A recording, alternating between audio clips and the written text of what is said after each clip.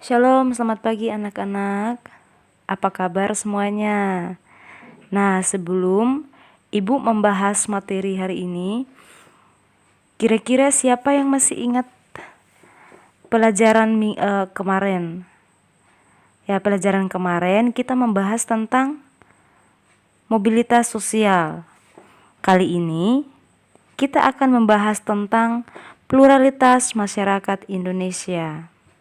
Nah, dalam pluralitas masyarakat Indonesia, kurang lebih kita akan membahas tentang bagaimana keragaman masyarakat Indonesia yang sedang sama-sama kita tahu. Indonesia ini terdiri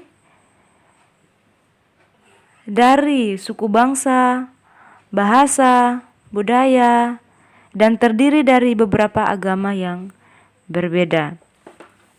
Nah, dalam pembahasan kali ini kita akan membahas 7 pembahasan. Yang pertama adalah pengertian pluralitas. Yang kedua adalah pengertian masyarakat multikultural. Yang ketiga, perbedaan agama.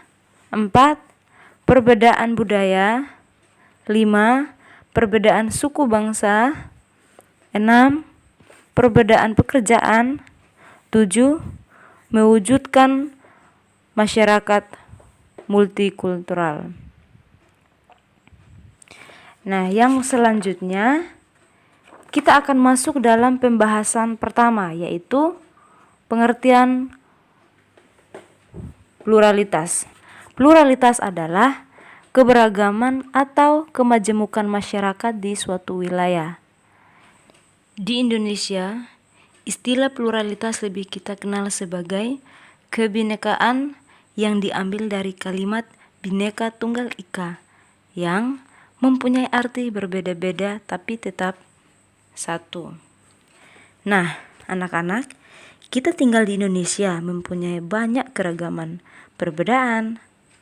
Ada agama, budaya, suku bangsa, kemudian ada perbedaan pekerjaan. Bhinneka Tunggal Ika ini sebagai pengingat bahwa Indonesia ini harus tetap kuat dan harus tetap satu dari banyaknya perbedaan, walau berbeda-beda tapi tetap satu. Yang berikut, multikultural. Selain istilah pluralitas, kita juga menemukan istilah lain yang berhubungan dengan keragaman, yakni multikultural. Nah, multikultural berasal dari kata multi yang berarti banyak atau lebih dari 2, dan kultur artinya kebudayaan. Masyarakat multikultural adalah masyarakat yang memiliki lebih dari 2 kebudayaan. Masyarakat multikultural tersusun atas berbagai budaya yang menjadi sumber nilai bagi terpeliharanya kestabilan kehidupan masyarakat pendukungnya. Keragaman budaya tersebut berfungsi untuk mempertahankan identitas dan integrasi sosial masyarakatnya. Nah, berbicara tentang multikultural, jelas ada banyak kebudayaan di Indonesia. Misalnya, sekarang kita tinggal di Papua, yang suku aslinya Papua. Ada juga pendatang dari wilayah lain yang berbeda suku bangsa. Kemudian, mewujudkan sebuah masyarakat multikultural karena beragamnya budaya di Papua. Yang berikut, perbedaan agama. Agama yang diakui pemerintah Republik Indonesia ada 6. Yang pertama, agama Islam. 2, Kristen Protestan. 3, Katolik. 4, Hindu. 5, Buddha. 6, Konghucu. Nah, apa yang menjadi perbedaan dari beragam agama ini? Yang menjadi perbedaan adalah yang pertama, tata cara peribadatan. Kedua, tempat ibadah. Berbicara mengenai tempat ibadah, umat muslim biasanya beribadah di masjid. Sedangkan Kristen Protestan dan juga Katolik beribadah di gereja. Umat Hindu ibadahnya di pura. Umat Buddha ibadahnya di wihara. Dan juga Konghucu ibadahnya di kelenteng. Nah, selain perbedaan tempat ibadah, ada juga perbedaan hari raya keagamaan. Untuk agama Islam dikenal hari rayanya dengan hari raya Lebaran. Untuk Kristen Protestan dan juga Katolik dikenal dengan hari Natal. Untuk agama Hindu dikenal dengan hari raya Galungan dan Kuningan.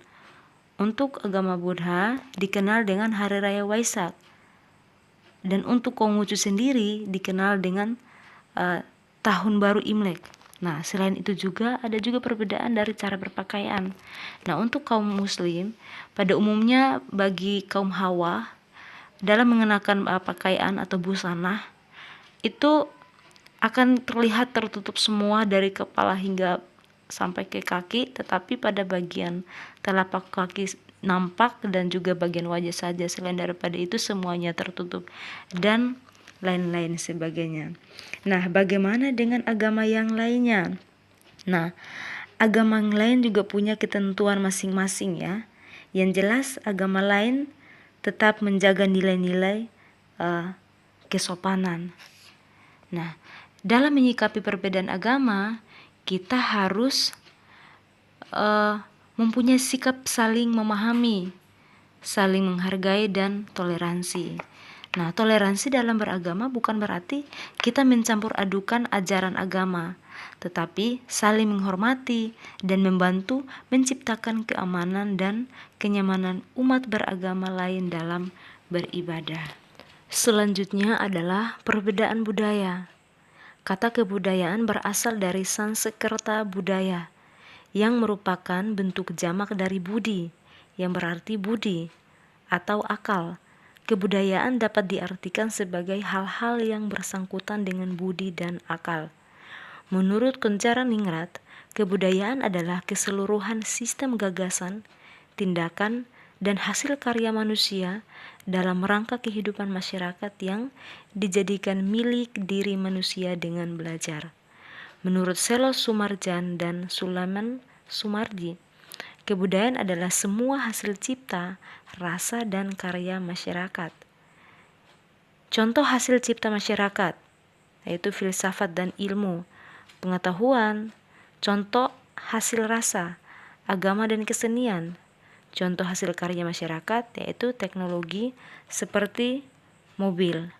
Nah, contoh hasil cipta karya dan filsafat dan ilmu pengetahuan, arti hubungan dengan akal, kemudian hasil rasa. Sebagian agama yang memang merupakan perwujudan dari rasa, misalnya agama Kristen yaitu mengajarkan sifat-sifat kebaikan dari Allah. Kalau agama lain sudah tercampur dengan hasil perasaan. Selanjutnya adalah wujud kebudayaan. Nah, wujud kebudayaan ini ada dua sifat. Yang pertama adalah sifatnya abstrak, tidak bisa dibaca oleh panca indera, tidak bisa dirasakan dalam pikiran atau dalam hati gitu ya. Nah, contohnya ide, gagasan, nilai, norma, peraturan, dan cita-cita. Nah, ide kita hanya bisa memikirkan, gagasan juga sama, hanya kita bisa sampaikan. Kita juga hanya bisa melakukan dan mematuhinya. Atau ketika ada pelanggaran, ada sanksinya. Tidak sesuatu yang konkret atau sesuatu yang bisa kita lihat sekaligus kita sentuh, sekaligus kita cium baunya atau dengarkan. Itu sebuah batasan-batasan atau nilai-nilai yang memang dirasakan oleh pikiran kita dan juga perasaan kita.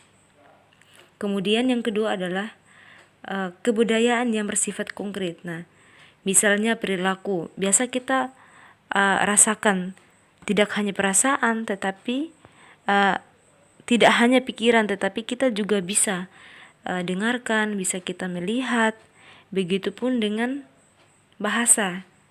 Bahasa kita bisa dengarkan, bisa lihat pelafalan seperti apa, dan kemudian materi. Nah, materi ini misalnya kita menggambarkan teknologi.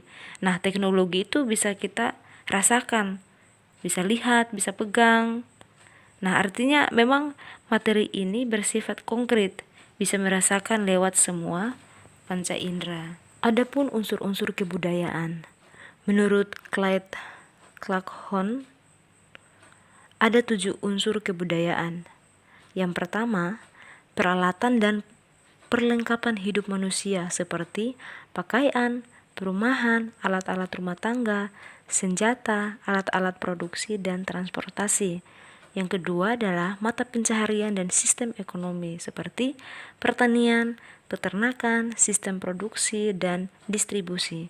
Yang ketiga, sistem kemasyarakatan atau sistem seperti sistem kekerabatan, organisasi, politik, sistem hukum, dan sistem perkawinan.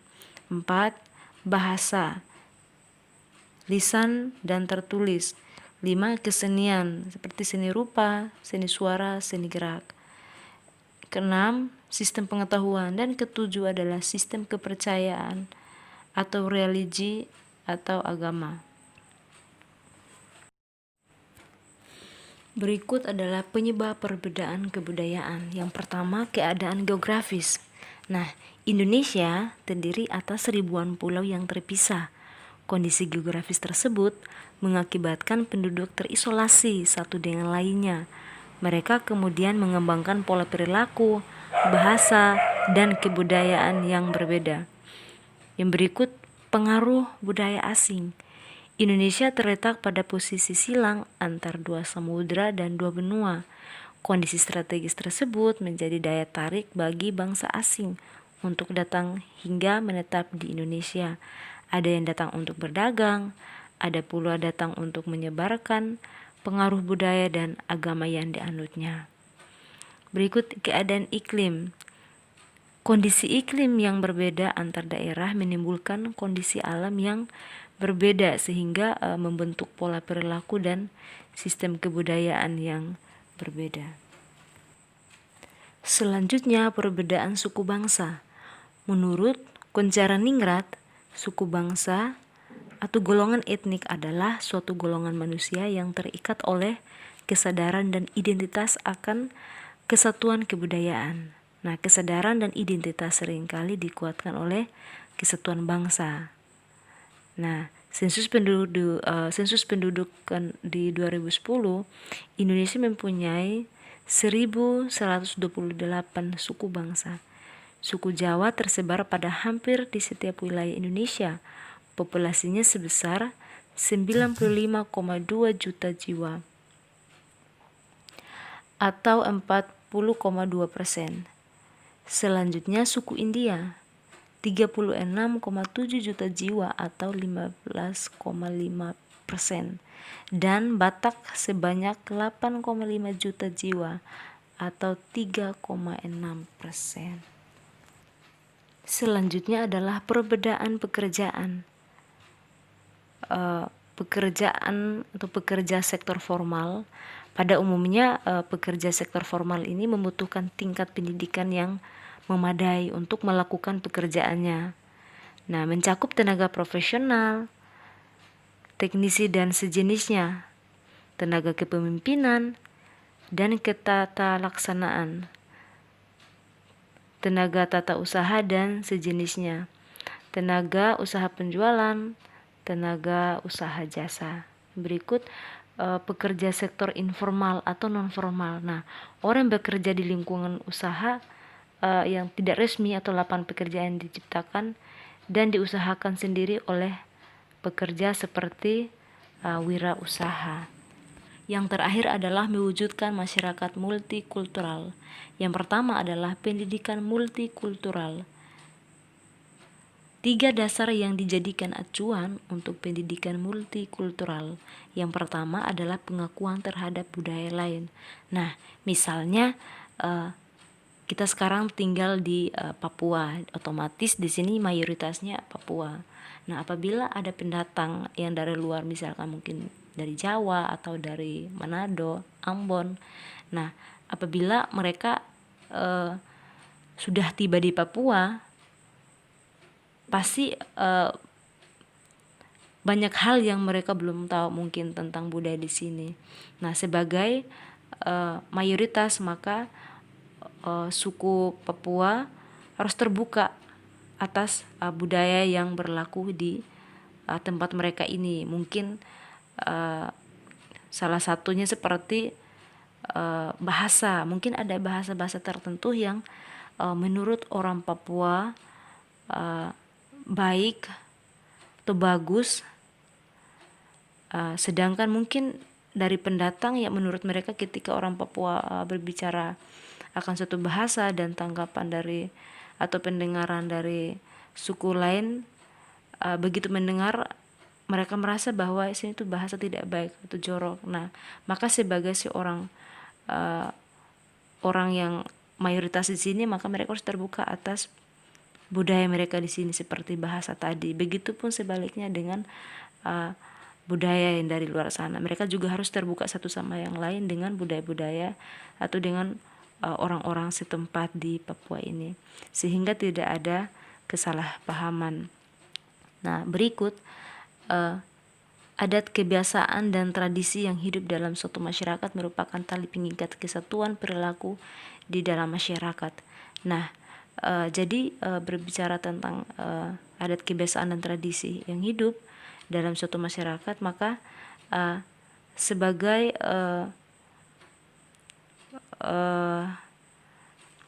pendatang maupun orang pribumi atau suku-suku asli Papua, mereka harus saling terbuka seperti apa yang saya katakan tadi. Jika sudah saling terbuka, maka otomatis dalam melakukan segala sesuatu, maka pasti akan sama-sama saling menolong, saling membantu, sehingga itu akan menjadi tali pengikat kesatuan perilaku di dalam masyarakat sekalipun berbeda-beda suku.